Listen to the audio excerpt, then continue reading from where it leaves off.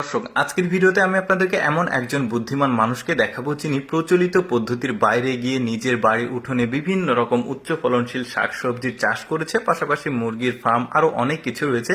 পুরোপুরি ভিডিওটা দেখলে অজানা কিছু জানতে পারবেন আপনারা। দেখুন, এটা তার বাড়ির উঠোন, আর এখানে কত রকমের সবজি, পুঁইশাক দেখলাম, এবার শশা দেখা যাচ্ছে, এই যে দেখতে পাচ্ছেন শশার গাছ, তারপরে আরো অনেক রয়েছে, যেমন এখানে বিভিন্ন রকমের চাল কুমড়া রয়েছে, কুমড়া রয়েছে।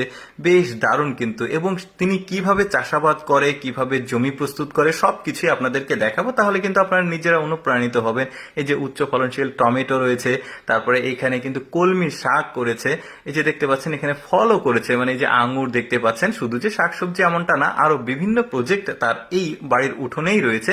তারপরে এখানে তরমুজ দেখা যাচ্ছে, যদিও সাইজে একটু ছোট, তারপরেও কিন্তু তরমুজ ভালো লাগছে দেখতে। তারপরে এখানে করল্লা রয়েছে, বেশ দারুণ কিন্তু, সাদা রঙের করল্লা। আরো কি কি আছে দেখি আমরা একে একে।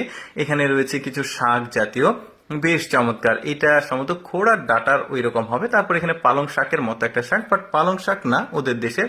তারপরে এখানে কয়েক প্রকার বেগুন দেখা যাচ্ছে, দেখতে পাচ্ছেন, লম্বা লম্বা, তারপরে গোল, বেশ চমৎকার। এই বেগুনগুলো আমাদের দেশে পাওয়া যায় অবশ্য। তারপরে এখানে কাঁচা মরিচ রয়েছে, বেশ চমৎকার। এরকম অনেক শাক সবজি রয়েছে তার, এই যে দেখুন সবগুলো একসঙ্গে করেছে। এবার চলুন দেখি কিভাবে তিনি এই জমিগুলো প্রস্তুত করে। এটা তার বাড়ির উঠোন, আর বাড়ির উঠোনে ছোট ছোট করে প্রথমে জমি তৈরি করে নিয়েছে। এবার জমি থেকে কিছুটা মাটি তুলে একটা ডিশে রেখে এই মাটির সঙ্গে কিছুটা বীজ মেশানো হচ্ছে, মানে শাকসবজির বীজ মিশিয়ে সুন্দরভাবে মিক্সিং করা হচ্ছে। এবার কম্পোস্ট সার নিয়েছে 1 প্যাকেট দেখা যাচ্ছে। এবার ওই যে ছোট ছোট আকারে জমি করেছে, জমির মাটির উপরে কম্পোস্ট সারগুলো দিয়ে দিয়েছে, দিয়ে একটা বেলচা দিয়ে সুন্দরভাবে এই মাটিগুলো আবারও মিক্সিং করা হচ্ছে।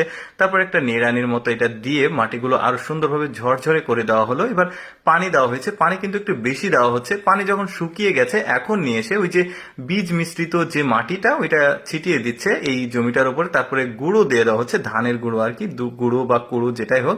এরপরে কয়েকটা দিন পর দেখুন এই গাছের চারাগুলো বের হয়ে আসছে, কি চমৎকার। তারপরে এই যে দেখতে পাচ্ছেন চারাগুলো দেখা যাচ্ছে, আর প্রতিটি ছোট ছোট জমিতে সে কিন্তু পানির ট্যাপের লাইন করে দিয়েছে, মানে সহজে যেন পানি দেওয়া যায়।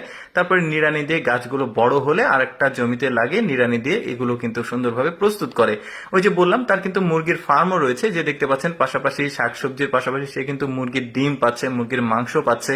এই যে দেখতে পাচ্ছেন সে কিন্তু তার জমির যে তরতাজা সবজি সেগুলোই খাওয়ায় আর কি, অর্গানিক পদ্ধতিতে। এবার সে এই তার ফার্ম থেকে একটা মুরগি নিয়ে বাকি মুরগিগুলো রেখে দিচ্ছে। এই মুরগির মাংস সে কিন্তু খাবে, একদম সম্পূর্ণ অর্গানিক নিরাপদ একটা খাবার রান্না করছে। দেখতে পাচ্ছেন নিজের বাড়ির সবজি, মানে বাড়ির উঠোনের সবজি, পাশাপাশি নিজের ফার্মের মুরগি। বেশ চমৎকার। দর্শক, কেমন লাগলো এই বুদ্ধিমান লোকটার বুদ্ধির এই মানে শাকসবজি চাষের